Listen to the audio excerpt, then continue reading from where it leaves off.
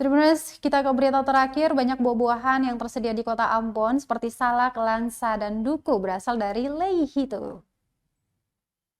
Masyarakat Kota Namlea kini bisa menikmati berbagai jenis buah segar yang langsung didatangkan dari Kecamatan Leihito, Maluku Tengah.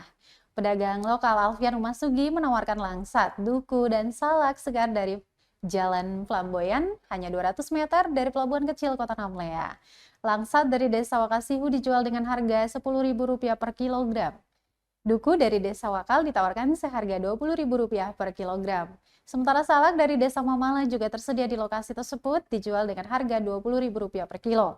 Alfian Rumasugi, penjual buah di lokasi tersebut mengatakan, buah yang sedang mereka jual diambil dari daerah Leihito, Maluku Tengah.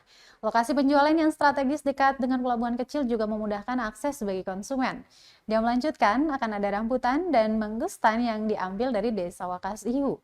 Bagi masyarakat yang ingin menikmati buah-buahan segar ini, segera berkunjunglah di Jalan Flamboyan dan rasakan sendiri kelezatan buah asli Maluku Tengah.